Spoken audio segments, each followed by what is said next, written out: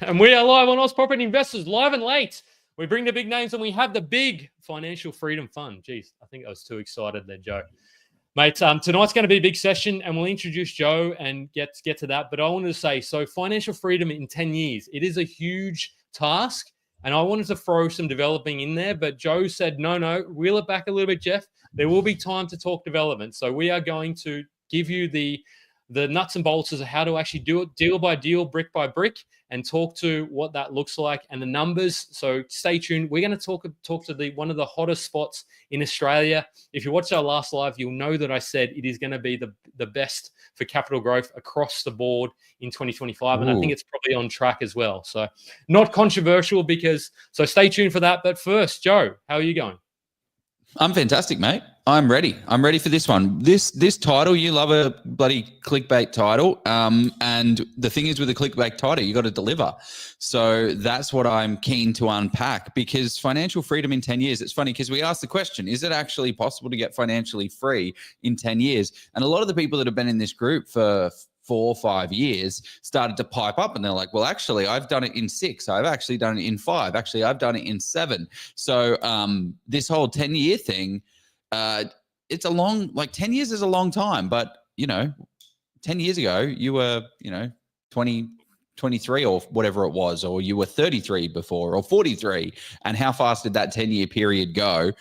So the sooner that you get started, and that's one of the things actually with compound growth, the sooner that you get started, the better. So the longer that you wait, the more leverage that you're losing and the more compound interest that you're losing. But anyway, we'll crack onto that. How are you, Jeff? No, really well. And thanks to we unpacked you dove deep into the spreadsheet, and I was preparing something that I felt was probably too complicated. So you just brought it back to foundations and fundamentals. So that's what was So I'm going really well, mate. I'm going to be back out and running soon. I just had a bit of a calf strain. Which I'm like, what the heck? Like, how does this They said they're some of the biggest calves I've ever seen. So if you've ever seen me in person, check out, they're like this. They had this work experience kid in there. It's like, whoa, your calves are huge. I was like, whoa, okay, cool, man. All right. But anyway, no, we're talking property here. So that's literally an insight as to what my days, day in, day out look like. But no, so if you don't know who Joe is, he is one half of Oz Property Investors. But you have over 15 years of sales, research, negotiation with prop tech, I'm going to call it, prop and legal tech. You are an investor with a multi-million-dollar property portfolio. We're talking about the numbers for 4 of the Oz Property, and we're like, whoa, that's an interesting thing. You've always been passionate about property. First, you want to be a real estate agent. You land on becoming the co-founder of Oz Property. Now, the largest property investment community online. Now, Level Up Property as well, and the founder of Property Principles Buyers Agency, the crown and the jewel. So yeah, that's you. What about Jeff? Bloody fantastic breakdown and introduction to who I am. And sorry for the people that do know who Jeff and Joe are, that you are going to have to suffer through the next 30 seconds of me breaking down young Jef Miles. So as you guys know, and if you do not, Jef Miles is a very successful property investor in his own right. He has done property developments, renovations, subdivisions, all the good stuff that you would want to be doing. Previous to this, he actually used to work, was it the ATO that you used to work at? Local government where you were... We don't talk about the ATO, but no. So yeah, I've worked at local, federal government, but also worked for some investment banks as well. So all those fun, loved sort of companies and organizations in Australia, Joe. So we worked risk and compliance for some of the for a big 4 bank as well. So he's not just go out there gung ho and go risk the biscuit. You've got to also be a little bit more strategic. And then in a past life was a mortgage broker settling $20 million worth of loans. So quite the dynamic duo here. A little different, 2 very different backgrounds actually. Now that I think about it, we are 2 very different people. It's worked. People love it. So let's give them what they want. Let's do it. Before that, though, I'm just going to throw this up straight away. This information is general in nature, not taking into account your personal needs or objectives. So we're not liable for any of this stuff. So, but just, because of course we're going to be talking to we're going to talk about how to be financially free in 10 years. So, but Joe, first come off the rank. Stay tuned for that. But I wanted for us to give a breakdown as to what's happened in the Oz property portfolio, because exciting things are happening. Equity is growing. Rates are getting Yes. reduced and renovations Oh. are getting done. So tell us all about Oh. it. Yeah. Mate, yeah, let's chat to it. So let's give a little bit of background for the people that don't know.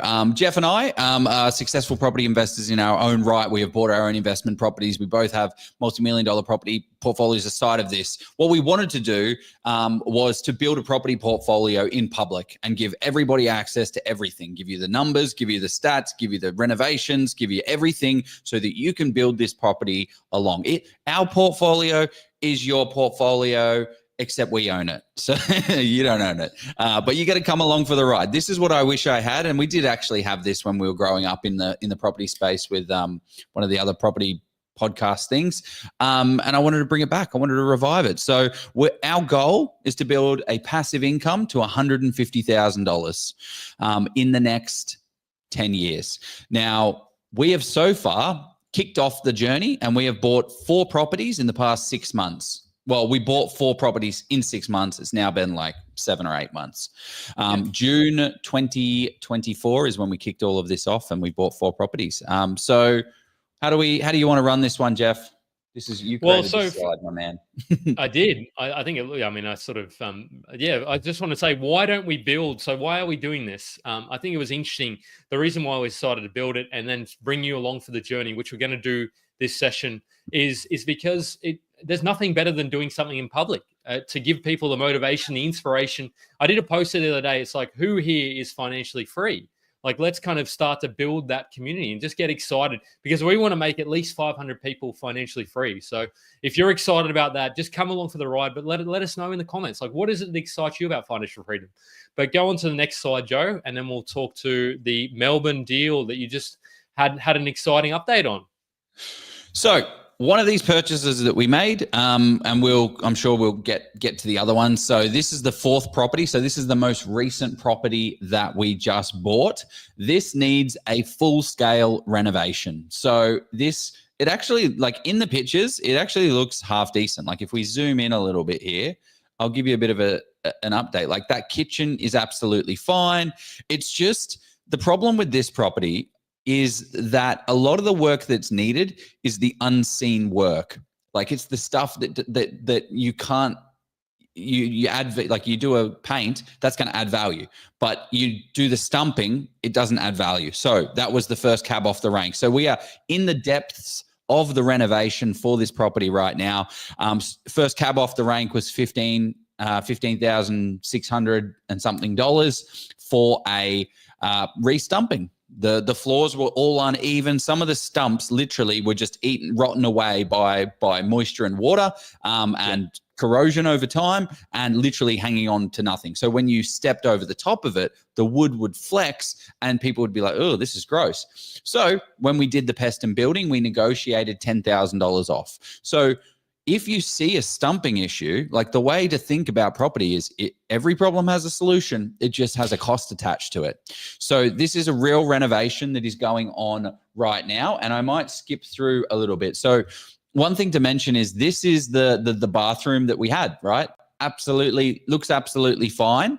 Got that little shower attachment thing, the spaceship shower. We called it the spaceship. We called it the spaceship. How fun is it? It's broken. So what does that mean? Well, the way that these guys, so this bathroom has been recently renovated, not recently, probably in the early thousands. It was renovated, but the problem is they built the bathroom to fit this spaceship. So what does that mean? There's no fall in the tiles for water to run down. So if we installed a new shower to replace the spaceship, it wouldn't work because the fall wouldn't go into the plumbing correctly. So what happened is we removed the spaceship because the spaceship's broken and it's leaking everywhere. We take it away. Down the back of the tiles is all a massive crack throughout the entire place. So what we've had to now do is a full bathroom renovation on this sucker. The good thing is we plan to do this anyway. So I don't know if you can hear the words. You don't need to hear the words. But this is what it's looking like in its current state right now. This is what we're working with. Jeez. Yeah. So again, one other thing to mention. Look at that big dirty hole in the yellow tongue flooring. So what does that mean? Great. We now have to replace that. So don't go into a renovation without a budget in mind for what you need it, without having extras on top. Add another 10%, because things like this come up all the time. So speaking of quotes, these are the 3 quotes that we got on this renovation deal. The first one, $100,000, $98,846. That's crazy. The second one that we got, a little bit more reasonable, $63,000. But as you can see here, he's kind of estimating plumbing and he's estimating electrical, $63,000 plus the extra plumbing work. So you have to shop around. Like, you can't just go with the first guy that you see. No, 69,000 including GST. So 70,000 plus probably another 10 for the plumbing. And these are real world quotes, guys. This is literally it. And then the final quote that we ended up going with, I had a chat with our Stumper friend and I'm like, hey, Mr. Stumper man, do you know anybody? And this is a great way to get access to great trades, because he's now referred his friend, and his friend has a great relationship with a plumber, a great relationship with an electrician, and he himself is a handyman and a painter. So this renovation, instead of it costing $100,000, has now only cost $55,000 plus that yellow tongue. So let's say $60,000. So we just got a 40% reduction in cost by shopping around.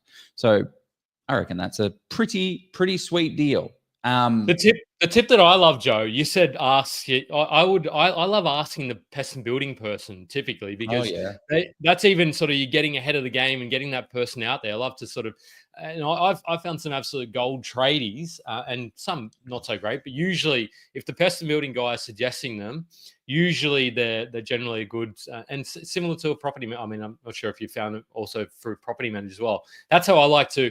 And of course, you have to understand you can't just go with one person just because of course they could be getting referrals and all that sort of good stuff. But no, it's just crazy to see that discrepancy in price.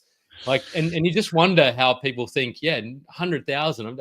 That's probably the F off kind of quote. It's like, oh yeah, like if we're going to do that job, I'm going to charge you an arm and a leg. Like, and if you proceed, then happy days. If you don't proceed, then they're probably just too busy. They say, oh, I don't have to do that job. So it's a win-win either way for them, potentially, because it's just looking at the other 2 quotes, you're saying, 69 or 70,000 and 55.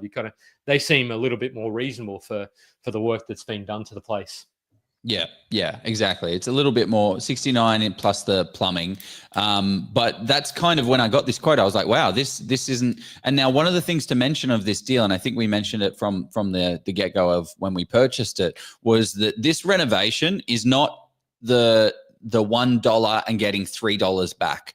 So what I'm about to go to is a slide. We purchased this property for $540,000. We then renegotiated the pest and building, and we got a discount of $10,000 based on the stumping issues and things like that. So we got a discount to $530,000. So we're paid $530,000 for this property. And the goal here is to convert, like when we had here, 3-bedroom to 4-bedroom. So we're going to convert it from this room here. Well, that is not actually that bedroom. No, it's not that room. It's the room off the kitchen. Yeah, here we go. So we're going to get this room off the kitchen here. We're going to wall this up and it will just be a straight kitchen. We're going to remove that wood heater, replace some sheets in the ceiling because there's a bit of water damage from the roof, which we then got fixed up. And then we're going to put a wall up against the lounge room, and then that's going to create the 4th bedroom and be set up completely fine for a 4th bedroom. Now, I've already reached out to, I've already done that. That's already done. So we now have the 4th bedroom. I've reached out to RP Data, and RP Data says, Joe, you've got 4 bedrooms here. Fantastic. Thank you very much. So they have now updated that with the banks. And this is something that every investor, like, key takeaway from today, do this. If you learn anything from today, jump on the phone to your mortgage broker and have a chat with them and say, hey, interest rates just dropped. We want some discounts. Give us some money. So this is the valuation. Jeff, do you want to talk to this one? I feel like I've done a lot of talking. No, that's all right. I've just been playing around with the slides a little bit, must admit. So what? Like, yes, it's great. You got a revaluation as to what it'll look like, and updated. And what that means for us. So what? We paid $530,000 for this property. The valuation has come up at $645,000. So this is part of the way that you get to the financial freedom in 10 years. You need to probably add a bit of value in there along the way.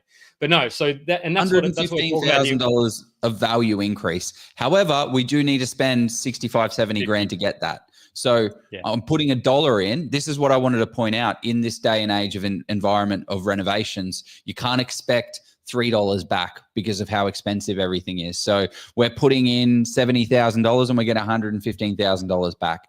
That's all right. What's that? How much is that, Jeff? A dollar in and about $1.85 to $1.90 roughly. Still, so it's good. A good trade. What that means is it gives you more equity to buy more. So this is stay tuned, because we are going to potentially buy, not tonight, probably won't buy a deal tonight unless you've got one you're about to put under contract. I haven't put anything under contract recently, personally. So potential resale value as well. So you're improving the property. The reno is there, so you're adding value to the next person going to take that on. If I'm honest, if I'm an owner-occupier moving to that, I'm not fussed. I'm not all excited by the spaceship. I'm going to move on to the next property that's somebody's already done the work, done the sweat equity. So therefore, you're going to have a bigger captive market when you resell that, whether that be to investor or you really want an owner-occupier to fall in love with this.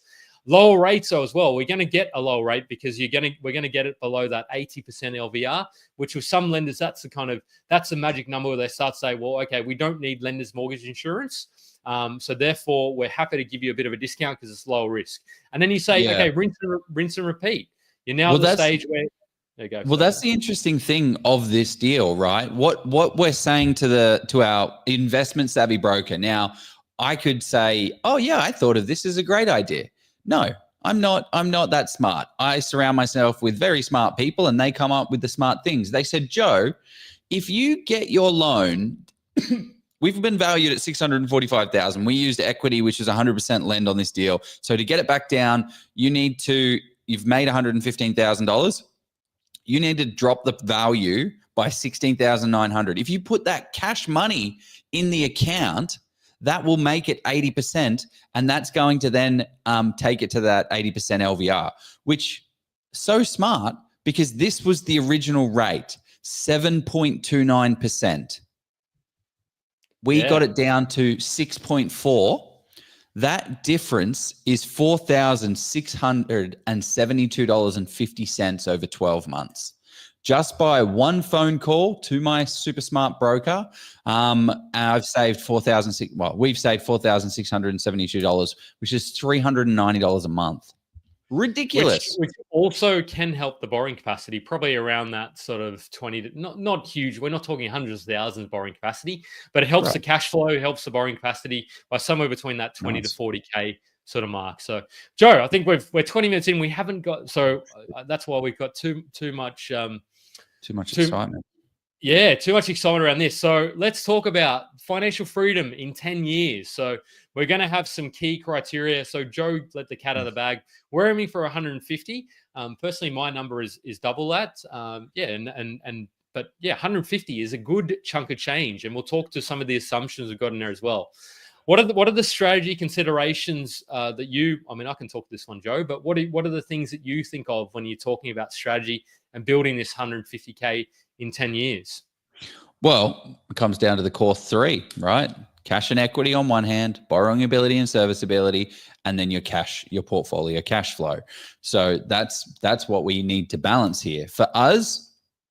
And I think it'll be pretty clear in this example is capital growth is the most important thing.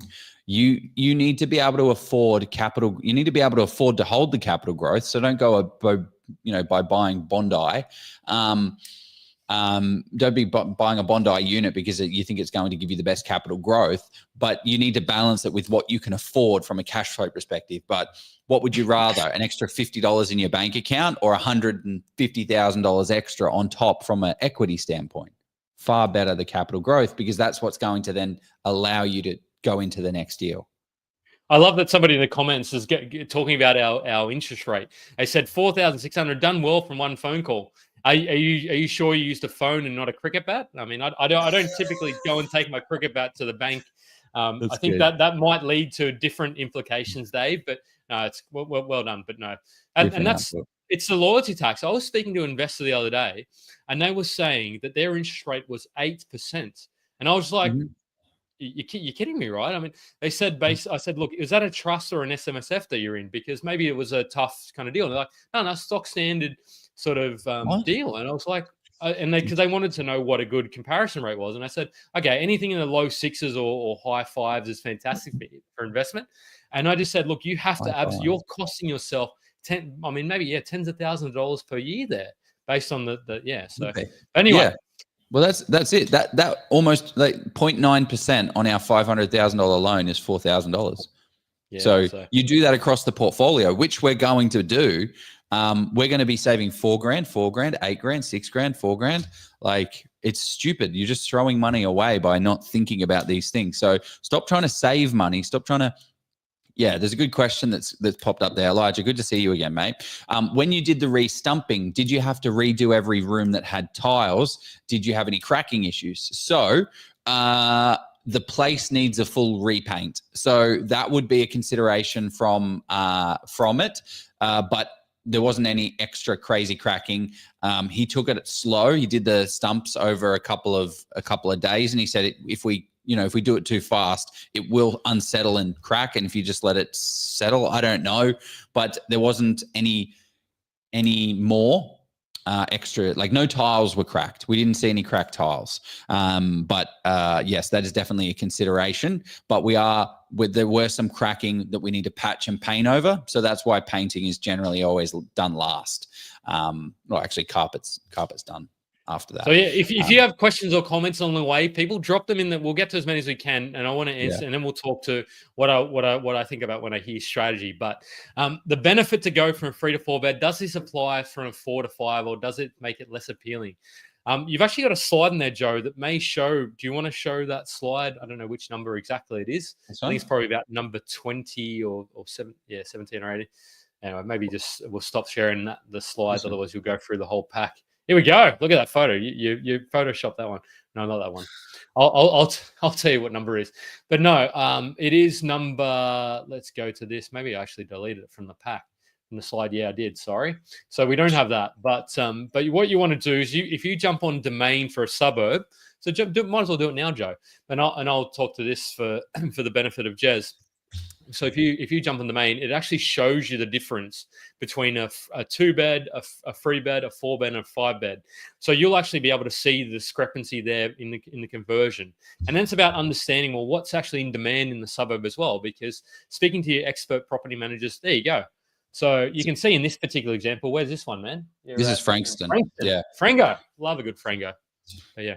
So 810,000. So what this person's saying in the comments is the benefit to go from 3 to 4. Does this apply to 4 to 5, or does it make it less appealing? So let's just have a look. This is where you jump on up domain. You can see here that 898. So let's just say 900 versus 810 for a 4 to 5 bedroom.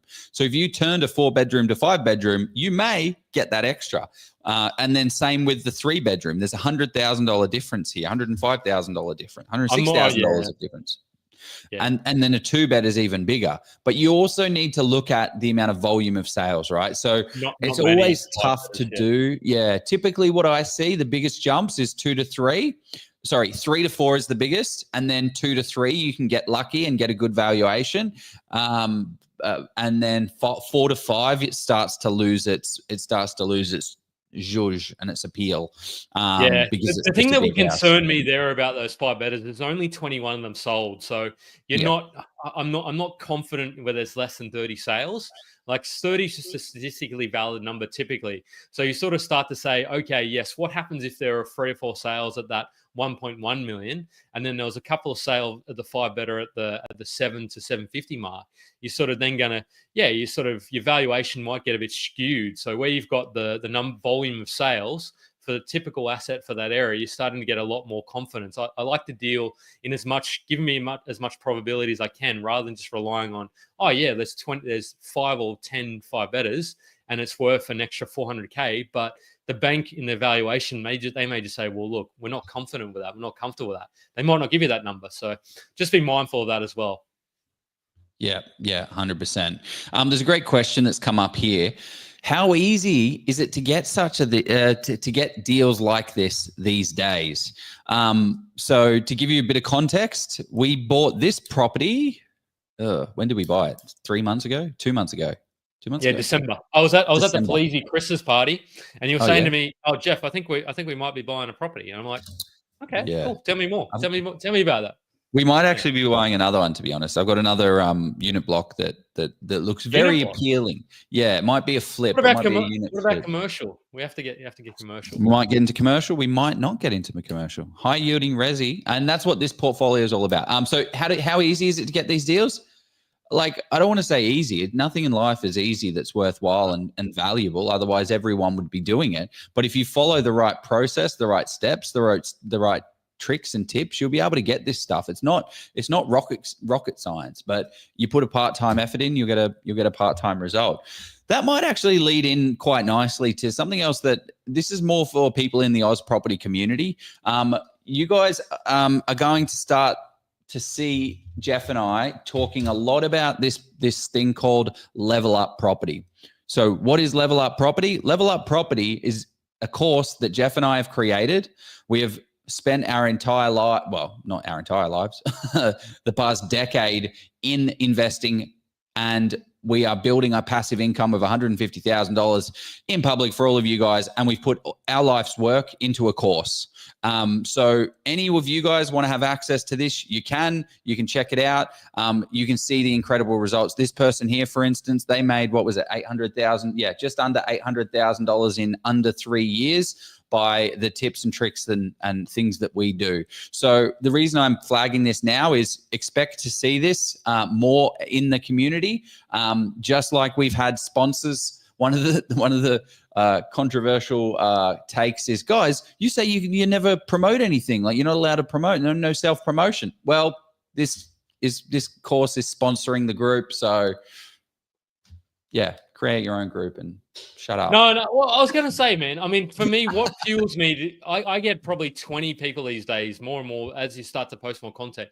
I don't know about you, but I get around 15 to 20 people reach out and ask a question. I said, Joe, look, man, I can't, yeah. I want to keep adding value. And if, like, I'll answer as many of those DMs as I can.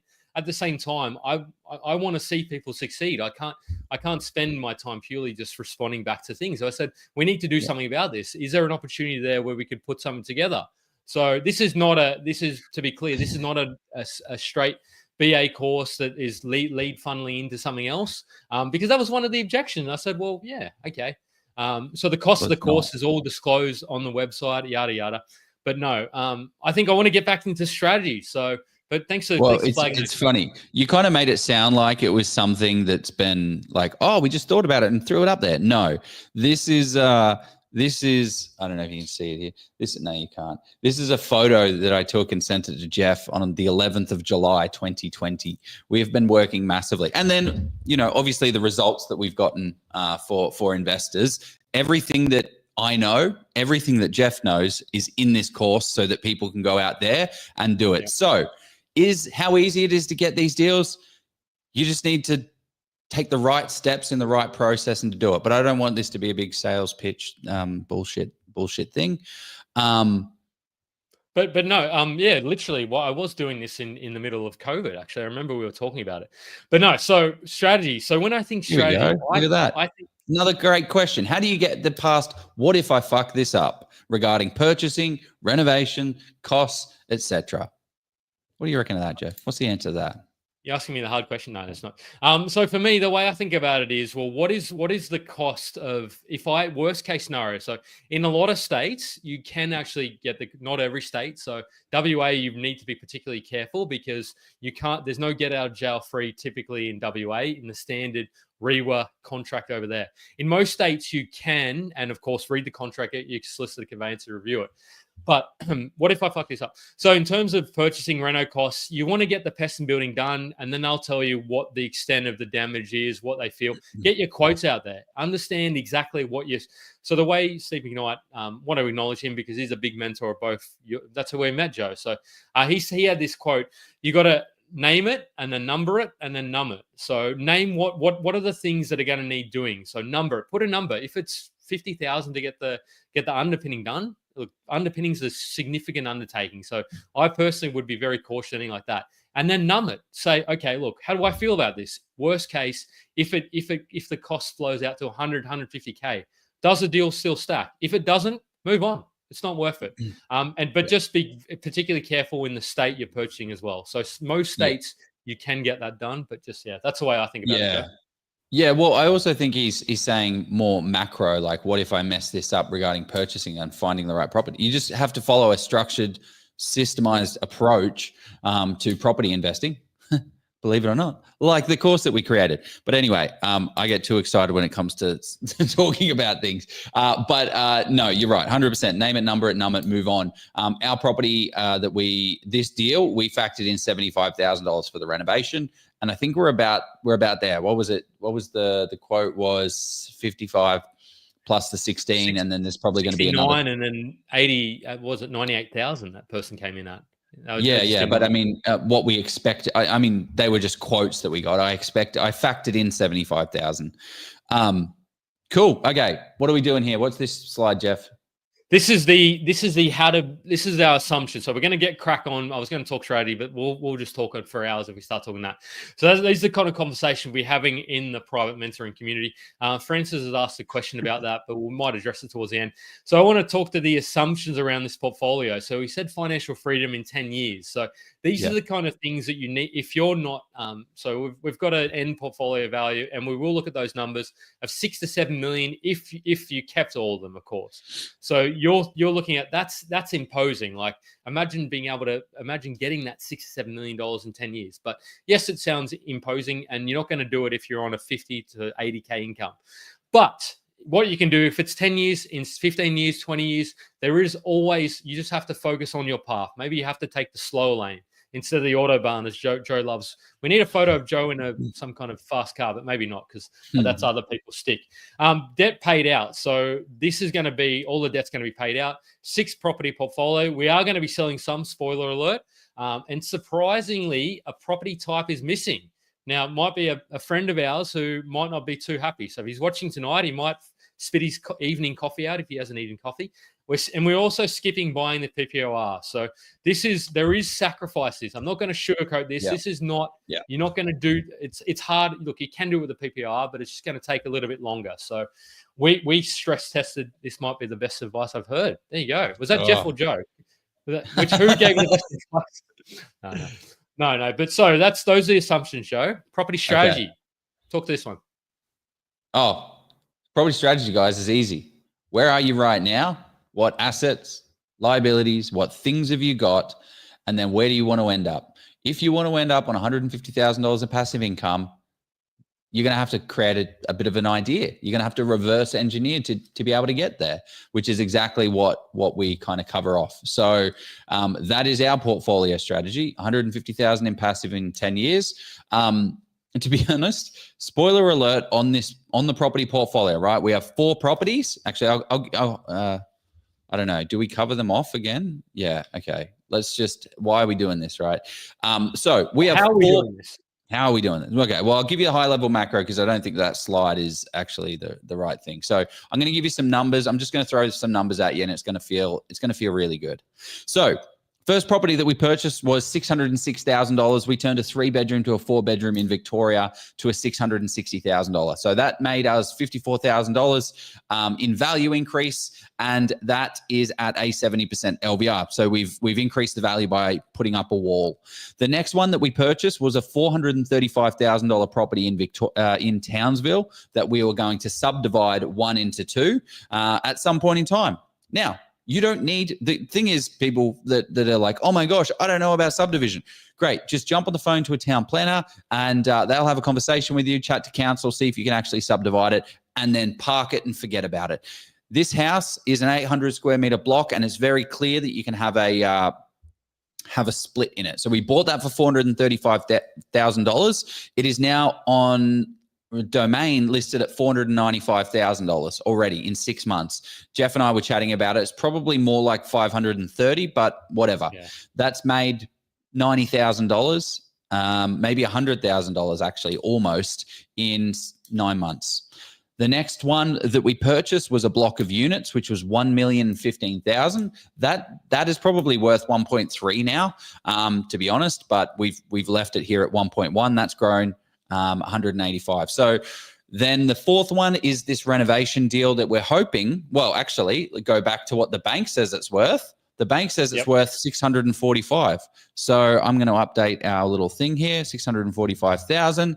That means our value increase in 9 months has been $414,000 on this portfolio. So the purchase price was $2,586,000, and it's now worth $3 million. So that's the strategy. Just keep doing that. Keep buying good quality assets in good quality locations that are moving, and then add value to them if you can, and then hold and freeze the equity further down the line. These Victoria deals, now the renovation one can't be granny flatable, but the first Victoria one that we bought. I'm still not sold on if I'm going to do a granny flat deal, just to cut across here a little bit there, Joe. If I'm going to do a granny flat deal at the moment in Victoria, it can be quite challenging. I'm not going to say impossible. It's just more around the perception of them. They only just recently opened them up. When I say recently, it was at the start of 2024. We had that session with Sophie and Pilatus, a gun property manager in Geelong, and she kind of said, because we said, hey, this is like bonza, like open up, like it's time the cash flow is going to flow in Victoria, like the rivers of the Yarra. I don't know, haven't been down there anyway. So, well, it's a major river flows through Melbourne, right, Joe? Sure. But no, sure. So I would say for me, the granny flat situation is probably most likely in Queensland, parts of, or most of New South Wales, and then WA. That's where there's a perception you can sort of granny flat. Victoria at the moment, I don't know. You might disagree with me, Joe, but I just wanted to sort of flag that one. I reckon in the next 3 to 5 years, as rents increase and they start to become more, people will say, look, this granny flat thing, it works, because as rental affordability becomes more challenging, granny flats may just become more in vogue as well. Yes, I think definitely granny flats. Well, look at Brisbane, look at Sydney. All of these places have granny flats that everyone just accepts. Like, I bet there's people that are on this live session now that live in a granny flat, but they rent one and they just live in it. It's good. It's fine. It works. So it's definitely becoming a norm, but in Victoria, it's definitely not the norm. But townhouses are becoming a lot more popular in these outer suburbs, and it's coming. It's coming soon. I wanted to I know we're at nearly 40 minutes, Joe. So good old Brendan said, boys, can we talk to this last point? So everyone pushing rent investing, however, in a decreasing rate cycle, what do you see as a break point between buying a PPoR and rent vesting? It's a very I'm not concerned about giving advice here, but it's just more around, it's a very horses for courses kind of situation, because it comes down, ultimately, your PPoR debt versus rent. They're going to load up that debt because there's not rent attached to it. So I look at things purely mostly from a numbers perspective. Having said that, we did buy the PPoR. I was going to say, Jeff, wait, where are you living right now? In a PPoR or not? Yeah. But yeah, look, if you want to ask me, to me, it comes down to, well, how badly do you want to kick that goal based on your own circumstances in 10 to 15 years? Because Greg's, So let's go on, Joe. 10 years. Should we look at the table? So, okay, let's look at the table. Okay, essentially, guys, wrong one. What we're doing here is we're buying 6 properties in 6 years.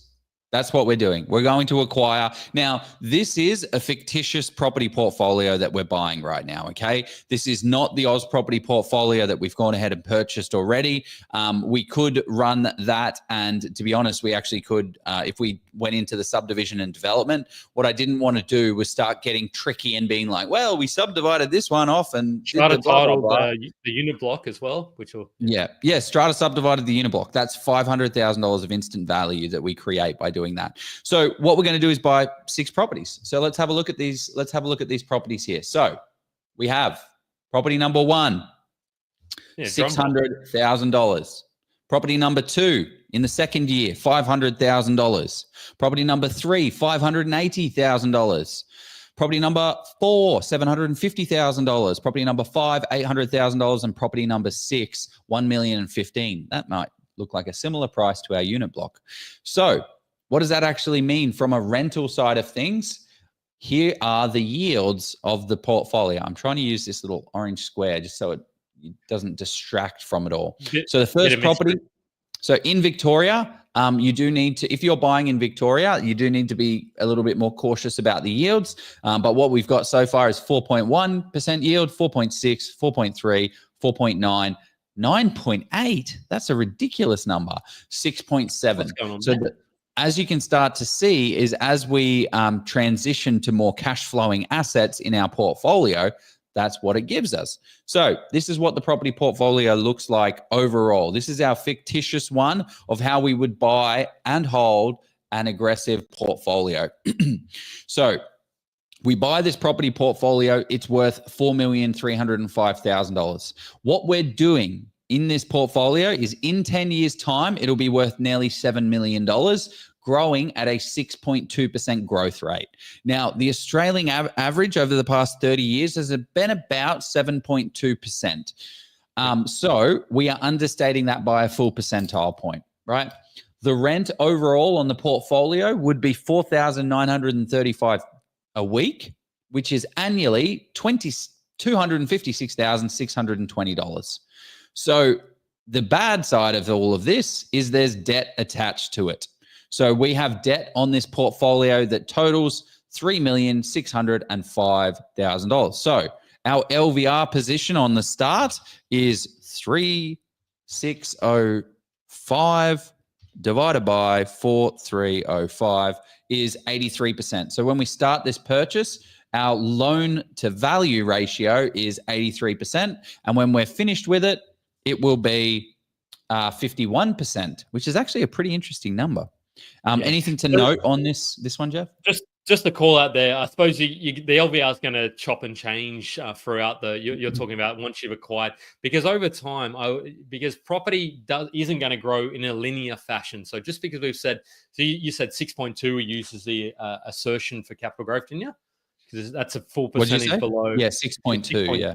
Yeah, so just because it doesn't necessarily grow like we saw that property in Townsville, the subdivision one. I think that's done like over about sort of 16-17% already, and that's on less than a year. So you bought that at 440, depending if the bank valuation. Yeah, you're probably talking. Yeah, you're talking sort of 15 to 20%. Around $100,000, right? Yeah.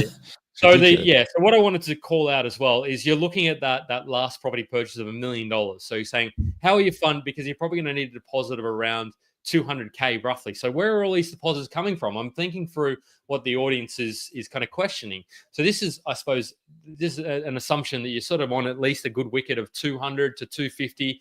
You're able to draw a little bit of equity here and there, which of course is going to increase the debt amount. So look, we've simplified the numbers. So of course, and you can actually plug the numbers in as well and sort of do your own numbers over different purchase times, all that stuff. But what I wanted to say though is this assuming one property per year? So yes, one property per year, Gurav, and he says, how does 1 million change to 1.5 million in 4 years? So yes, that's a fair question. So you're talking 50%. You're talking property 6. Yeah. So you're talking. So that's an overall growth. So 1.5. I would say that there is an opportunity there. We could stratotile that in 4 years. So you're talking 50% in 4 years. That's actually not. So that's a little bit more than 6.2%. But we've actually underestimated some of the other ones as well, I believe. So, yeah, just to call that out. Yeah, might as well. But no, so the things to think about here, Joe, is there's many different paths, but I love the simplicity of this portfolio, and that there is opportunities just to keep growing it as well. So, I mean, yeah, it's not going to be easy. And the way you could, instead of sort of saying, okay, you're going to buy these properties, there's other different, you could go down the subdivision route or do the development yourself. Separate to this portfolio. So there's many different paths. Shit. Sorry, that one. He's right. He's right. Yeah, he's right. That number's wrong. But that number's wrong. I love the transparency though, Joe. Mate, I just explained it away. And you're just like, no, it's not correct. Yeah, transparency. Okay, cool. It does change. It does. Well, okay, so it changed. Okay, actually, this is a really good point. Well, it's not a really good point. It's just a point. So what happens is our value has now dropped. So 6,809,000. But we're planning on, okay, let's just go to the next slide. What the hell are you guys planning? So why are you buying these properties? Well, what we're doing is we're buying high growth capital value assets at the beginning. And then what we're doing is we're selling down those 4 initial properties. So whatever the value of this I've done it again. But yeah, so property number 1, this is all assuming at the 10-year mark, we're selling down these 4 properties, right? So we're not selling one down in year 1. We're not selling one down in year 2, year 3, year 4. So we're selling them all down, gets to year 10. Now life isn't going to happen like that, but this is how it works from a numbers perspective to get us to our ultimate goal. Gaurav, you're right.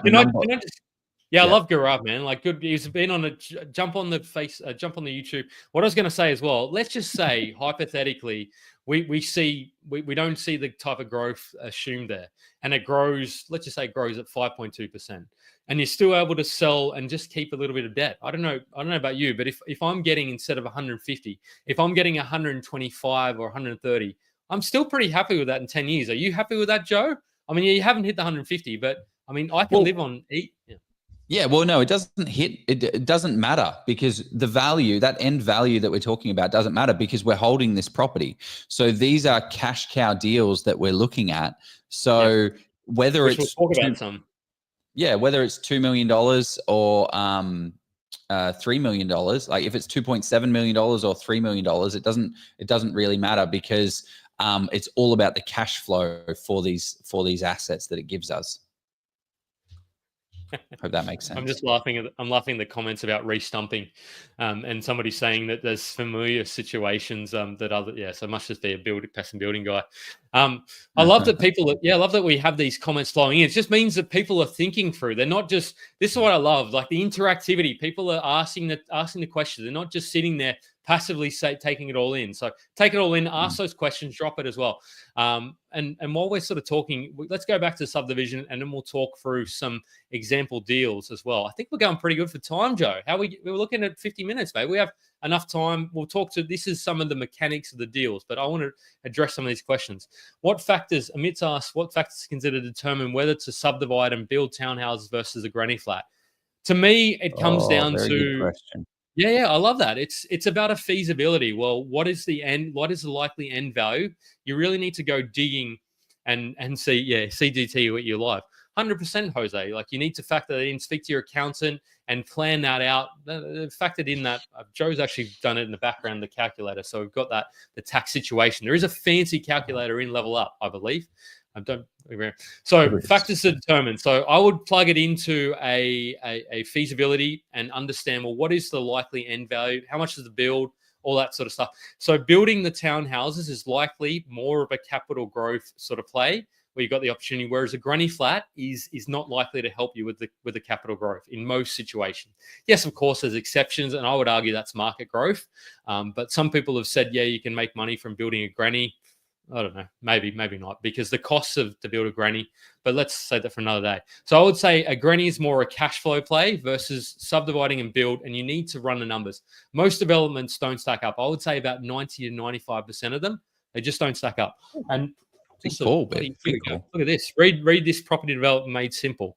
Liam signed it for me. So anyway, so that's my thoughts. Amit, does that make sense? But and one more question. That makes sense. But I think, just to hit on this as well, the other factor is there's a thing called in property development called the highest and best use. What is the highest and best use of that land? Now, typically speaking, for me, it always, if it's going to, I'm going to build out on a block or put a granny flat on, always go with subdividing and getting 2 separate titles, because that's an asset that you can subdivide and sell. right? You can sell an individual asset. You pay a little bit extra more. You might pay an extra $100,000 or $80,000 for a house over a granny flat. But if your house can be subdivided, generally speaking, subdivide it and split it off and then put a house on it. In WA, for instance, you can own a house, put another house on it, rent it out separately, and then eventually subdivide it later. So that's kind of like a granny flat play. But the thing is that going back to that highest and best use, the way they talk about it is like, great, what is the most amount of money you can make out of that site? It doesn't necessarily mean you should do it. Like I've seen people that I need to knock this house down and build 5 townhouses. Well, that's going to be like 600,000, 600,000, 600. So yes, it may be the highest and best use, but you need a lot of capital. What you should do is actually retain the front house and build 2 houses at the back. Yes, you only have 3 assets there, but it's the highest and best use for what you can afford right now. So that's just something else to add on. Hope that's valuable. Yeah, I wanted to. Oh yeah, we'll talk to that one. I want to bring this, and then we'll get on to some of the examples, because we do need to talk about that claim that I made. Would be nice if you guys could consider low income earners. By the way, 50 to 70, or this is Marcy. So Marcy, I'm going to be fully transparent. Unless there's a way that income can increase, it is going to be very tough to build this type of portfolio and retire in 10 years. But I wouldn't despair. What I would say is it's not simply about comparing yourself to somebody who's might be earning 150, 200K. It's then saying, okay, great, what can I do with my scenario? And I know that you're 100%. I did listen to your little podcast the other day, and it was great to hear that it was inspiring to hear that you made a way, you found a way, and you made a way. So, sorry, man. What's this? There's a podcast I screenshotted you the other day, because Marcy's going to come on in a couple of weeks and tell us an investor story. So Marcy's come across from Colombia. She was a nurse over there, and now she's turned into becoming a chef in Australia. And she's been able to purchase 2 to 3 properties. So it's going to be a fun story. Crazy. So stay tuned for that. But yeah, Crazy. There we go. Yeah. Well, the thing to mention is we're doing this in 10 years in this example. This is a very aggressive example. When you're on a lower income, it just takes more time. It takes time. It takes a little bit more growth. It takes a little bit more patience. It means that you can't buy maybe the highest and best growth asset. You need to go to secondary markets that will have a little bit more cash flow to support things, but may not grow as much as the other ones. So yeah, let's jump into this question. Not directly related to the topic, but would love to know if there's any shortcuts to find fair market value of a resi property. CMAs can be dependent on judgment from individuals, in my opinion. Do you want to answer that one, Jeff? Or are you frozen? Or am I frozen? Oh, you're not frozen. I'll answer it. Okay, Jeff's frozen, or I'm just in my own world here. Yeah, you need to just look at, so you're talking about comparable sales. You need to get properties that are comparable properties, inferior properties, and superior properties, and get a big list of the properties that are in similar areas of that. So the more sales, the better. Like if we looked at that Frankston market example, there was 300, 400 sales there. Fantastic. That's a whole heap of data there. So just look all around you, 3-bed, 1 bath, and most recent sold. I would also look at the data for how much stuff has moved. So we were looking at an area in Townsville, for instance, and it has grown 3.7% per quarter. Right. So on a $700,000 property, now I'm going to probably butcher these numbers because it was either 600 or 700,000. That was $26,000 of growth in 1 quarter, in 3 months. So if you're buying in a hot market, you have to just have that balance, because it's not going to, those properties that have gone in the sold section of real estate haven't have been there for 2-3 months. Like it's got to go through unconditional phase. It's got to go through settlement phase. It's got to actually get there to that settlement phase. So the best way for you to find out real value is to call up all of the agents with properties that are under offer.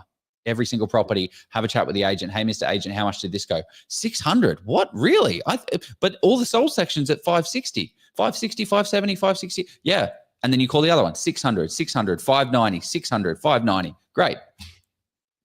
Yeah, 590, 600 is where it's going to be. 100%. Yeah, like that is the truth, because you're talking a lag anywhere between 4 to 8 weeks, and sometimes a little bit longer depending. But most properties will settle within 4 to 8 weeks.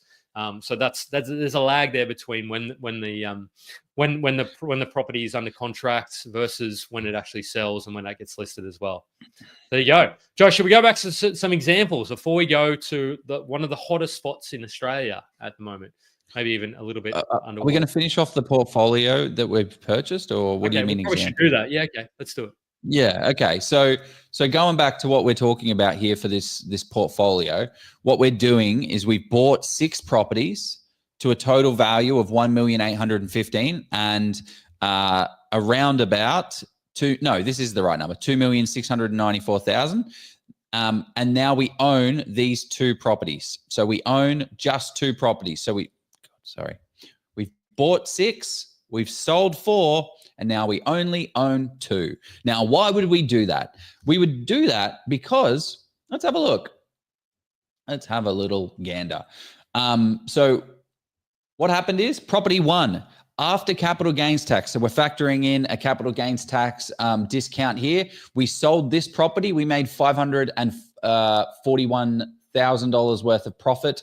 We then made the second property. We made $351,000 worth of profit. Property number 3, we made $329,000 worth of profit. And then property number 4, we made $521,000 worth of profit, which I hope that all of those numbers put together equals $1,749,000.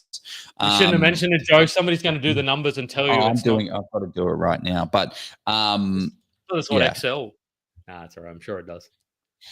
Yes, I was correct. Yeah. So, yep. That is how much cash we have in the bank after paying capital gains tax, after everything, after agents' fees of 2%. That is how much money we have in the bank after we were buying a property portfolio of 6 assets, letting them grow over 10 years at a compound rate of 6.2%, selling 4 of them. We now have 1.749 million in the bank. Now, one thing that you might realize is that we've been running interest-only loans for all of these loans. So we now retain 2 investment properties here. So we've retained property number 5 and property number 6. So the total debt on those 2 properties is $1.55 million. So what do we do, guys? We take the $1.7 million and pay down all of the debt on our property portfolio to now have a portfolio worth $2.694 million, when in actual fact, as Gurav said, it is a little bit less than that. It is 1.5. Does that factor in sale fees, like selling agents, Joe? Do we factor in that? That factors in. So this the sales cost factors in a 2% sales fee. That's pretty and I agree with that. And a marginal tax rate of 45%. Yeah. Okay. Everybody's talking about after paying off your fees. So Brendan said, is it a structured sell down, tax effective strategy? So that's where you got to speak to your accountant. So I don't. Yeah. I mean, for me, if you want, depending on how quickly you want to be financially free. But if you're making, I mean, I'm not going to give you public accounting advice, but if you're making over that sort of 180, unless you've got trusts and all that, and lots of people in the trust, it's likely you're going to at some stage in those properties hit the highest marginal tax rate anyway as well. So I mean, I don't know, you're going to have to sit down with your accountant, but I think you've been most conservative in that calculator as well, haven't you, Joe? Like you've factored in probably, I don't know, what was the tax rate, the highest tax rate? Probably 45% marginal tax rate. Yeah, 45. Yeah, exactly. So here we go. Somebody said borrowing capacity. Capital gains tax discount. So yeah, there you go. So the property value, like, can we just pause for a second? We've got a property portfolio of, let's say, $2.5 million, and we have a net income of $161,000 fully paid off, ready to go. Like by buying 6 properties and waiting 10 years and then selling them down. One of the questions about tax efficient strategy. No, this is definitely not the most tax efficient way of doing it. But one of the things mentioned, good plan. What are the types of final properties you plan to hold and get a 6% net yield? So these are things like YouTube. Like the Geelong unit blocks, right? Like that is running at a I forgot what the net yield is on it. But yeah, we'll be buying these types of assets or granny flat deals or subdivision deals, like anything that you can to boost up the deal. The point of this strategy was to do it, one, only residential property, and two, achieve it in 10 years. Is this the best way to maximize the return? Absolutely not. Is it the most tax efficient strategy? No, because you wouldn't sell them all in 1 year to then transition into it. But if the ultimate goal is $150,000 of passive income, we've done it. Yeah. 10 years. Thank you very much. Yeah, I mean, it's similar to your Coffs Harbour unit block, I imagine, Luke, as well. Like that one looks like a cracker as well. What I wanted to say, I want to address this because I'm sure we speak and we hear a lot of people. Borrowing capacity stuck with just a second one. So is that after buying? That's where you need to really sort of crunch the numbers and speak to, if it's when you say borrowing capacity stuck with a second one, how many brokers have you spoken to? That would be my first question I'd consider. And at that stage, if you've spoken to 4 or 5, one broker, your existing broker, unfortunately, and this is an uncomfortable conversation. You need to say to that broker, hey, look, I want to grow my portfolio. How do we make this work? Like, what is it we need to do? And if they say, I'm not sure, sorry, we can't, you need to increase your income, then that may be a case because they may only have 5 to 10 lenders on their panel that they regularly send deals to. They may sort of focus on the big 4 banks and maybe a couple of second tier lenders. So it's about expanding maybe that network, perhaps. So I would sort of say, yeah, that's the first thing. And if you've then sort of spoken to multiple brokers who've helped people build 5 to 10 property portfolios, at that stage, you need to consider maybe there's a couple of different levers you can pull. If you've got equity, if there's ways, there's a couple of creative ways you can look at it if you've got the deposit side of things. So yeah, there are going to be ways you can keep buying, but you just need to think of, well, how do you keep moving forward? There's a couple of different paths you can take. You just need to then say, well, how quickly do you want to do it? If you're 20 to 25 years, then you can maybe cool your jets a little bit. If you want to do it in 10 years, you don't really have that time to burn. Yeah, spot on. Residue safest house, and you guys can manufacture value along the way. Love that. So should we? Man, we were going to talk to some examples, but I think we need to talk about the area and then throw to some questions. Maybe. Do you want to? Okay. Well, let's talk about our little property that we have in Townsville. So we're talking about the area of Townsville, and this is the deal that we bought in the Townsville market. So one thing that you're going to see straight away is that it's a massive block. So it's a corner block that dual access. Dual access. It's already got a driveway set up thing here, I think. 405 square meters, 880 square meters. And I believe they actually already had an approval in place many years ago. So there you go.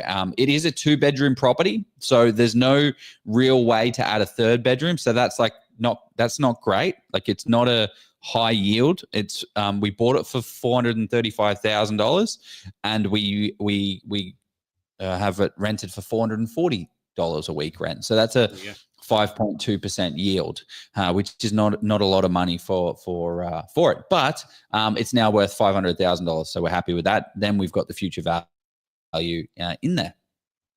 Yeah, that's and that sort of points to what areas are people sort of looking. Before we go to this show, should we throw to our official sponsor for this session, and then we'll get into this hot market that I'm talking about.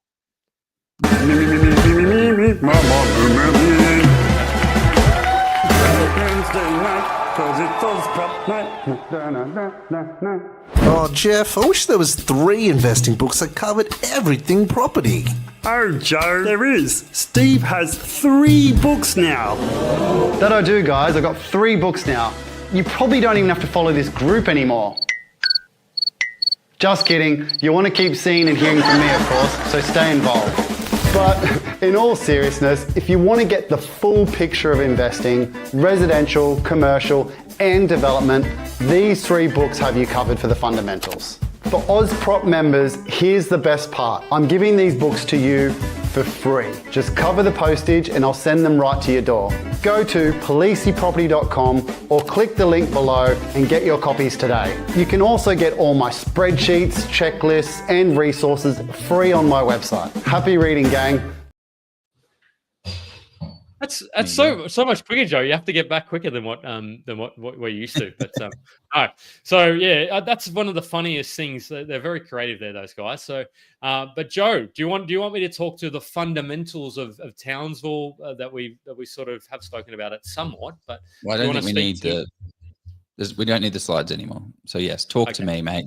You talk to me. Talk to you. Okay, just so you and me, just for you in the slides and about 100 people watching. So no pressure to me, no pressure to anybody, but we should be used to it by now. So no, the fundamentals of Townsville for me and for those people, I'm sure this is probably well versed. So I'll chug through a lot of this, and there's huge infrastructure happening now. Infrastructure, not all infrastructure is created equal. So just be mindful of that, because you want to see things that are going to hopefully retain people and create those jobs in the area. So there is some things that I'm like, oh, okay, it's great they're doing a port redevelopment. That is actually going to create jobs, because they're going to be shipping. I was reading I think it's the largest in North Queensland or something like that. I was reading that today, so correct me wrong. But it is a huge. There's renewable energy projects. I don't get that excited about that, because I don't know how many jobs that necessarily creates. It might create a few.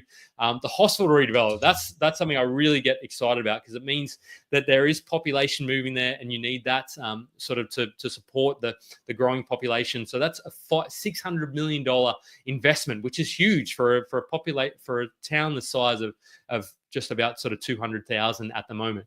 The ADF, so there's big talks about the ADF moving a base up there and sort of running all those training missions. I think it was about sort of 3,000 or 4,000 people don't quote me on those numbers, but and you've got the agriculture as well. So it is known for its agriculture. It might have been hit a little bit recently with that flooding. But the thing that gets me a little bit excited is the sports stadium, the North Queensland Cowboys. They didn't do so well on the weekend. But they've got I think it's a 50,000 seater stadium out there. I could be wrong up there. But they've redeveloped it, and it is huge. So they really love their sports. It is a rugby league town, North Queensland, the Cowboys. So they did well. Haven't done well recently, but lost a few players. But no, don't want to. If there's ever a time to talk sport, I will. So that's all that's happening to increase, I suppose, the attractions that people want to go out to. The population as well, which doesn't necessarily correlate to capital growth. So you need to be mindful. It is one data point to look at. It does help, of course, supply and demand.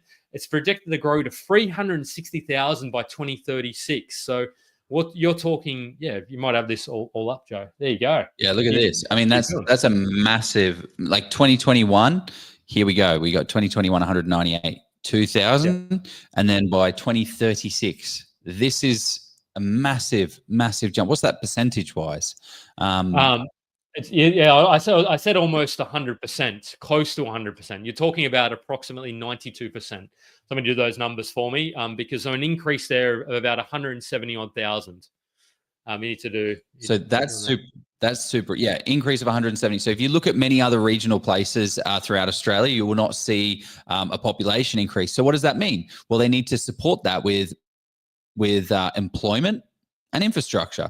So the beautiful thing about Townsville, and this is one of the things I think that is a little bit understated for a lot of people, is like they don't actually understand the area too much, and they can see that it's not a mining town. It's the employment structure, the industries are healthcare, public admin, education, retail, construction, accommodation, food. So it's a diverse economy. It's not just a one-horse town. Some of the more anecdotal things, there's actually another 500 people, 500 ADF guys going. They shut down a plant in South Australia, and they're moving a lot of people up to Townsville because of that. Then we're looking at the supply of new properties. There is going to be, what did you say, 170,000? I forgot what the number was, whatever it was. Then close to 100, not building enough houses. Yeah, they're not building enough houses to be able to support that. So 168,000 new people that are coming, they need to be supported. And then they haven't been building the houses, and building approvals has been dropping off for 2023 to 2024. There is only 600 approved. And then in July, year to date from July. So there isn't a massive supply constraint in the areas. So you don't want to be buying in the areas that are more out of town. So we're talking like Rasmussen, not Kelso, what's the other one? Anyway, so those more areas where there's a whole bunch of land supply that and building approvals that are coming onto the market, a big consideration for that. you need to be very careful of that flooding, as we saw just over a month ago now. I think it's already been a month. 86.7%. Yeah, There you go. 87% increase. Yeah. Yeah. So yeah, you just need to be, and that really stress tested the property in the area of Townsville in, definitely not flood zone, and did not. I don't know. I didn't think. I mean, it's a high set anyway, isn't it? So, but that wasn't, and even I mean, wouldn't have been an issue, but it didn't even get near us, I don't think. No, there was no flooding on that property whatsoever.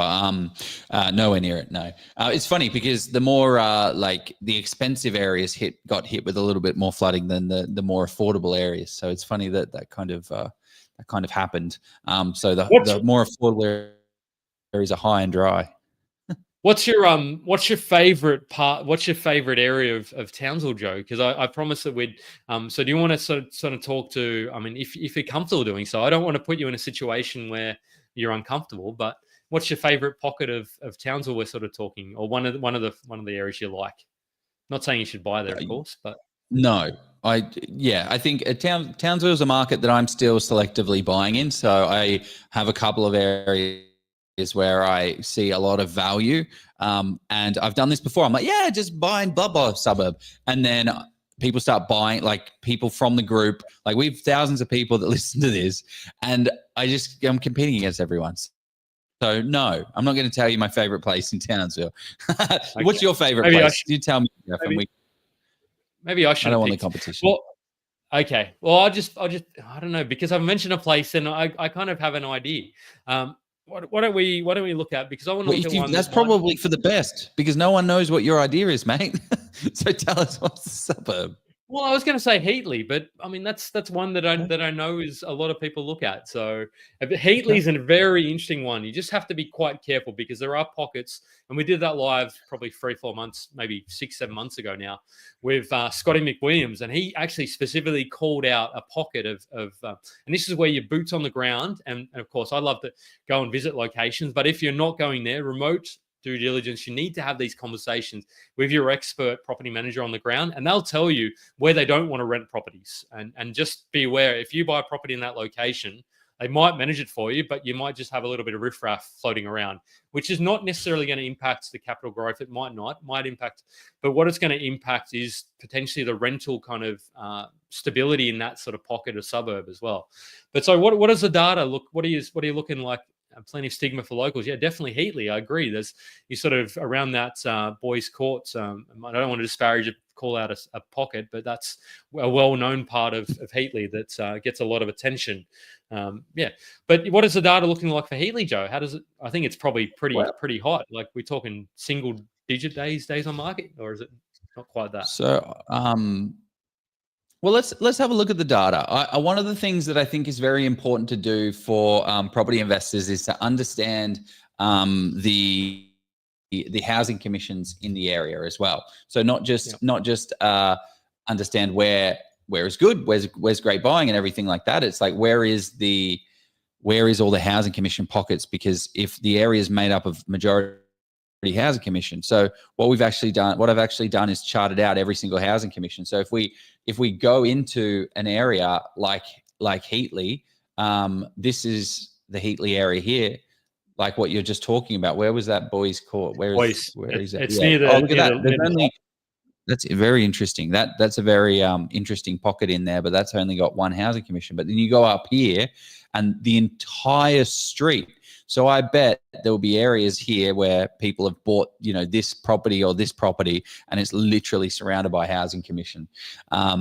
So you do have to know the pockets. And look, here's a prime example. Like what you're talking about, Jeff, is this only has one housing commission on it, but the area itself has a bit of a stigma and is a little bit rougher than the normal. So just because it's not surrounded by housing commission doesn't say great, go buy there. There's a little bit more in-depth due diligence that you need to do to figure it out. So yeah, that's pretty interesting. So we play around on, like in the group, we have the hashtag platform. Actually, anyone that signs up to the Level Up course gets a free 6-month subscription to hashtag. So let's have a look at the data from the Heatley with you, Yeah, look at Jef, that. so we can all see it together. So one thing that's standing out to me is that it has had a like a massive jump up in the past 3 years of capital growth. So 75% capital growth in the past 3 years, which is quite large.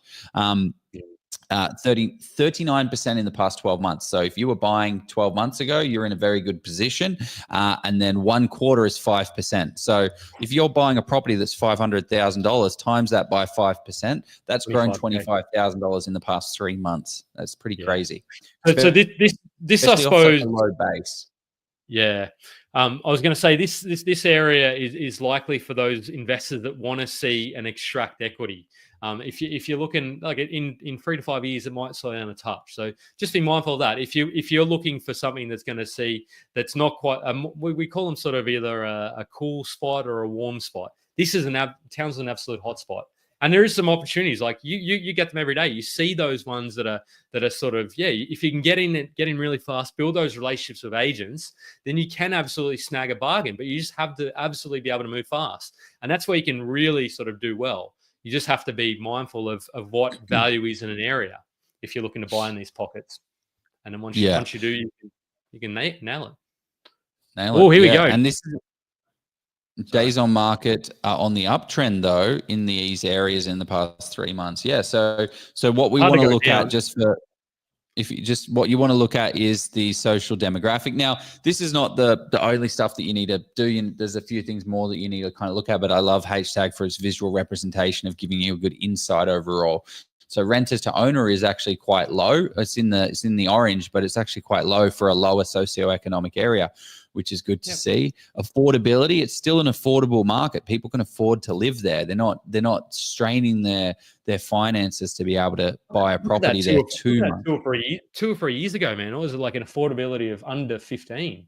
Was that 2 or 3 years ago? Yeah, I mean, I wasn't buying in Heatley, but we were buying up and it was just stupid. And the yields were at like 6%, 7%. We did that live in 2022, Joe. Remember that? Where we did that boots on the ground, and I think my area I chose was Annandale, which I was like, oh yeah, Annandale. Quite liked Annandale at that time. Annandale's done well. I mean, it's more still like Annandale. It's beautiful. Yeah. Yeah. You just have to be a little bit careful because there's a bit of a rat run through the school kind of in the afternoon with that cafe. A lot of schools around there. So just need to be mindful of that. So we want to look at the supply of dwellings. So not very much stock on market, inventory levels super low, building approvals non-existent. So it's very much a landlocked area. Stock is flying off the shelves faster. The inventory is, it's got a little bit of a jump up there, which is an interesting trend to watch, but building approvals just pretty much nothing. The demand side of things, let's have a look. So things might be getting a little bit more interesting. So for the past, it's been trending down massively for the past however long. Now, this jump up of 76 days was in January and February. I would be thinking that this might be a bit of a, like factoring in Christmas and then factoring in the flood that we just had. So I would want to see a couple bit more data points to understand where it's going. Look at that slope, though. The slope is only going one way at the moment. Well, yeah, at the moment. And you can see that they have these consistent jump ups for some reason. So we'd want to investigate that a little bit. It might be because there's not that much data. Vacancy rates, let's have a look at these. Slight trending up at 2%. Anything below 3% is a good market. Anything like further down, like 1% is just ridiculous. But 2%, so it's a kind of under a stable market. So it's not incredible, but it's not terrible either. It's crazy though. Like a couple of years ago, pre-COVID, anything between that sort of anything under 3% was considered pretty good. And now when you're starting to see everywhere under 1%, it's like, oh, if it's not under 1%, what are you talking about? But it's just crazy how our perceptions change, and they change quite quickly as well. Like I suspect we'll start to go back to. I mean, it depends on how many people we get into the country, of course, with immigration, but it will start to get maybe stabilize in that 1% to 2%, maybe get up above that 2% as across a national average, perhaps over the next couple of years. Yeah. Yeah. I want to, I'm just cautious of time. So I want anyone that has any kind of questions for us. I feel like we were going down a path of talking about our portfolio and then we just started randomly talking about Townsville. So Well, I said it was all on the dance card, Joe. I did it in the. You've got to read the post. So I read the dance card. I danced. Yeah. I danced with you. But Well, if anyone has any questions, throw them in there while we talk to this bit. And we'll get to them if we can. one thing that to take it back to, I feel like I'm a bit of Townsville groupie, but I'm not trying to seem like that. But Mr. Michael Webster, who he's often quite posted in the group, so I do see him regularly do this. So he's looking for deals up that way. So he's finding it a bit tough, which is fine. It's all about sort of that persistent building. He said, "What is it on Domain, Joe? What is it? Yeah, bring this up." And I've got a Reno opportunity, but can't see recent sales to justify. So what he's done a renovation and there's a deal because he's still looking for a property. So he's looking for a renovation deal. So I mean, based on that, but this is the thing: the median price doesn't tell you jack. Really, like you need to just look at the comparable sales. And it's only 35 as well. So you really need to dive into and look at those numbers. You did a post on median house value the other day, didn't you? Median house don't mean jack. So yeah, let's have a look. For a house, 3 bed, 1 bath, and then we want to throw in plus 500 meters just so we can get something that's not, brand new and rubbish. So is this sold or is this not? Is this just sold? Sale date. Yeah. So we've sold this one, 22nd of Feb, $376,000. One photo. Like a bit of a Reno project. Yeah, there's a lot going on. There's a lot of water rising up. So that's very interesting. A little gem needs a little work. I reckon it needs a full scale reno. So 485 for a 3-in-1, 515, 665, 475. Like you need to spend and just differentiate these as well. Like cost of, like, is it a high set? Is it a low set brick? This property is ridiculous. Why is that so cheap? Whereabouts in the suburb is it though, Joe? Just maybe overlay with the is it in no housing commission around it? Okay. You'd have to check flood zones then. But David Oliver and he's saying 2021, 2022, get in early.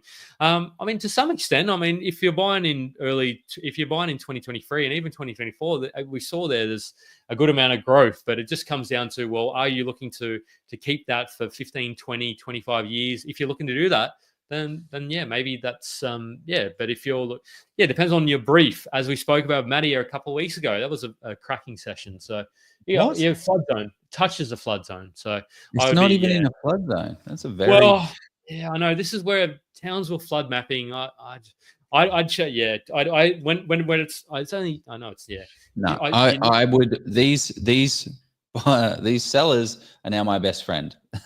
This is how do you find amazing agents to deal with? You find these amazing agents by looking at the stuff that is sold incredibly cheap. I think there's a story. Got to be a story. There's a story there. But I now have two brand new best friends, right? Like that's how you do little trick, little taste. Here we go. Have you looked at New South Wales, Hunter Valley? What's your thoughts? Transition to renewables industry, currently coal mine dependent, close to Newcastle. So it's a little story. So tell my own story. 2016, Tanambit, which is, I bought a place up there for $315, I think it was, and now it's probably $650, whatever, $650, whatever it is, around that 3x1. Nice. Well, did need a bit of reno work. So my thoughts, it's a huge area, so it's hard to generalize based on, like, the Hunter Valley it's like Wollongong. It's probably even bigger than Wollongong. So we're talking Hunter Valley specifically. Are we talking Newcastle? Like, I know they're different parts. So Tanambit is kind of out towards that Hunter. I haven't looked all that much recently, but I do see it starting to come up. Look, it's a little bit outside of Sydney. If I had my pick of the two, I don't know. It's hard to tell. But if I was picked between there and Wollongong, maybe a little bit biased towards Wollongong because I live here and I love it. But no, has that come across your desk recently, Joe? No, not recently. There's no comment. Got nothing to say about that. Unfortunately, plead the fifth. No, my thoughts are regional New South Wales. I haven't looked too close at the data yet, but that's something that I do need to look at regional New South Wales data, because maybe it's starting to bubble along a little bit. But I think, Not yet. Victoria, Melbourne, but Joe's not Yeah, it convinced. hasn't been popping off just yet. So just you got to look at the balance of supply and demand and how many properties are available and what's going on, and look at the days on market and trending down and all that good stuff, and you'll start to see that it's not that crazy. But look, long-term value, absolutely. Like you know, the average property price is property growth is 7.2. Please pump Coffs Harbour. Maybe not. That's right. Good old Coffs Harbour.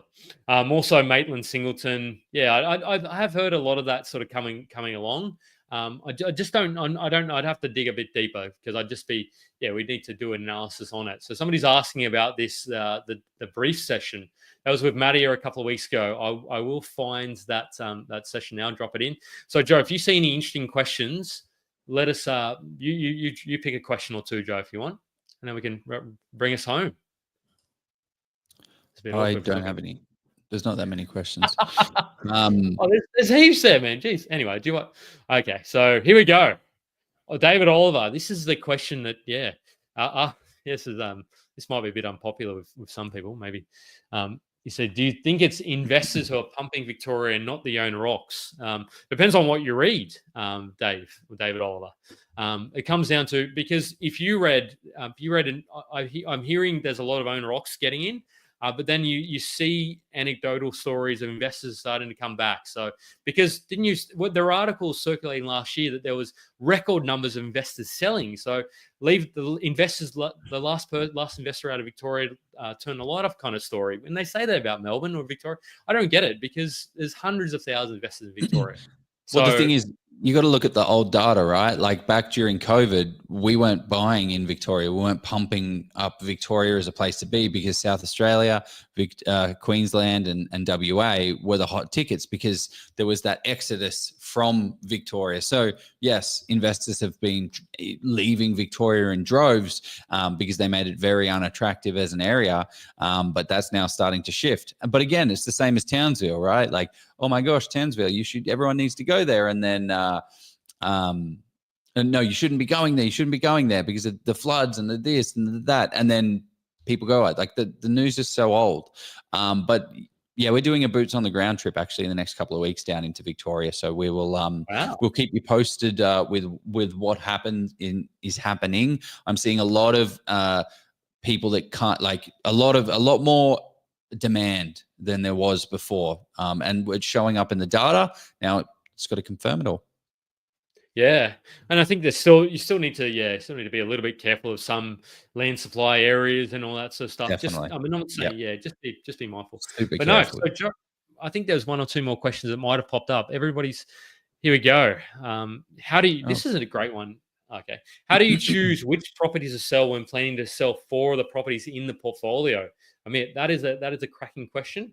Joe, do you want to go with that first? Or do you want me to go with it? I've got you go with it, mate. You're already talking. You're ready. Well, yeah, okay. So for me, it comes down to, well, what you want to achieve. So if you've got a lot of debt, and this is interest only that we've modeled that out. So, but if the debt, and it comes down to, well, what's going to help you achieve that goal? Is it where's the passive income coming from? Because those other ones, we could clearly see that those ones that were the unit block, and also, I'm trying to remember, it's probably a granny flat deal as well. Those ones have the better cash flow. So naturally, it comes down to, well, what you want to achieve. If you've already hitting that passive income goal, and I had this discussion with somebody earlier today as well. They said, well, what if you're getting 500K capital growth from the portfolio? Like, why are you, and it's neutral. Why are you bothering selling?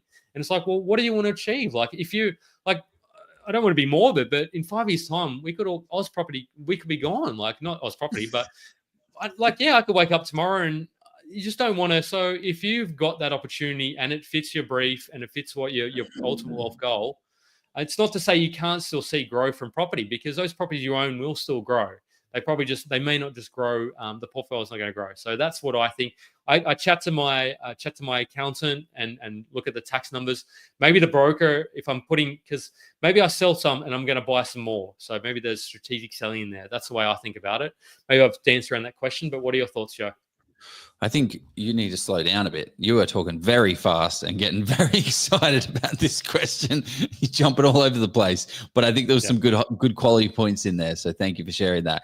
How do we choose which properties to sell when planning to sell all 4 properties? So it kind of becomes a part of the strategy, right? Like if we're selling down 4 properties, well, these were the growth focused properties that we put in our portfolio specifically to focus in on the growth. We've gone through a full property cycle and we now know we're in a market where we're going to sell. So a property, an example is, we were buying in WA for $400,000. Those properties now are worth $800,000. Why? Because we timed, got in at the right market, did it well, did the things that we teach people in the Level Up course, by the way, and was extremely successful. Great. But those properties are now 400,000. They're now 800,000. Can that house now go from 800,000 to 1.6 million? Can it now double again?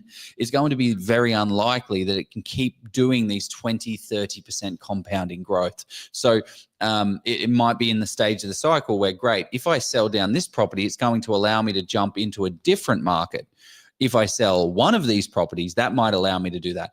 Or do I need to sell 2 to be able to do that? So it does become a big number crunching situation for us saying, well, what do I need to do next? Do I need to go and buy a Victoria deal, or what is it? Sorry, Jeff. I was going to say, what's the ultimate wealth goal as well? And what is your property strategy? That's what it all comes back to. If you've got 20 to 30 years to do it and you've got a reasonable amount of income to keep going, maybe you don't need to sell any of them. But we are, of course, talking about financially free in 10 years here. So, of course, that's where the question comes from. But no, it's just interesting. And the other thing I'm sort of starting to see, I'm seeing a lot more emails from real estate agents in WA telling me, oh, they've got all this off-market, pre-market stuff coming up. So it's just interesting.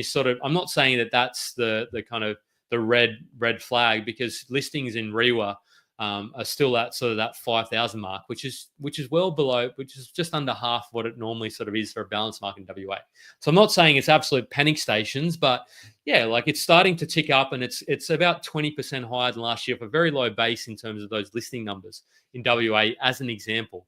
So there's many kind of factors to look at. Well, how it fits into your overall ultimate wealth goal, and also what is that market actually looking like now? Is it starting to sort of taper off? Which I think I know not a lot of people look at. I don't think WA is tapering off just yet either. Like I think if you have you seen the daily indices though for CoreLogic?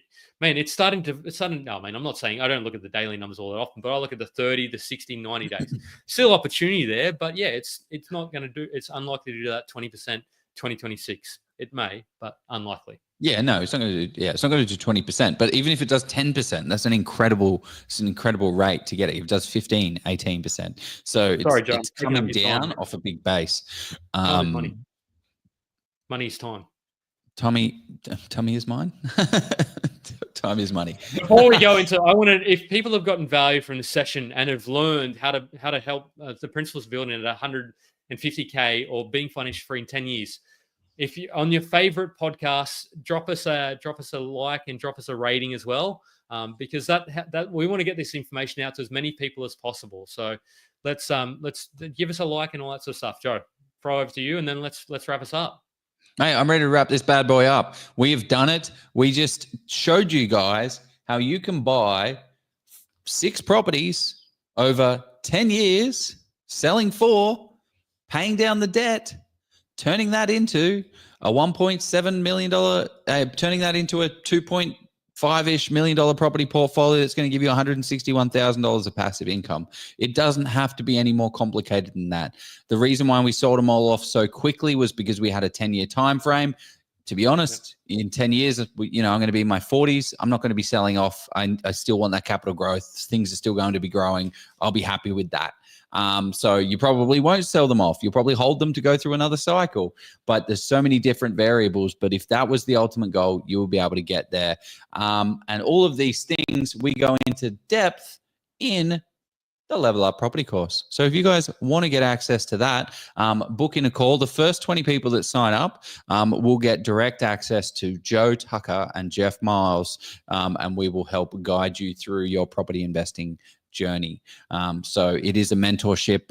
There is a bit of mentorship inside of it, and you'll be able to get access to us to help you do what you need to do, along with getting access to all of the courses and material and calculators and spreadsheets to be able to crunch this stuff. But it doesn't take much. Like there's a lot of stuff in here, but it doesn't Over it 30 doesn't take hours. a lot of time.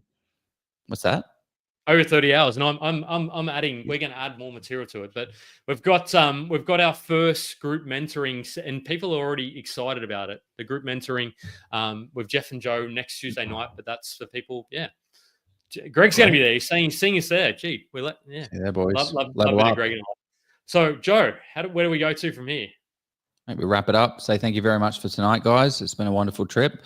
How do you want to end it? Let's go and build we're already building a 150K passive income portfolio with the Oz property portfolio. Let's go and buy that next deal. Sounds like we're already working something. We have to talk about this, Joe. You have to tell me more about this stuff. But no. Let's go level up. See you guys later. Let's go buy a property.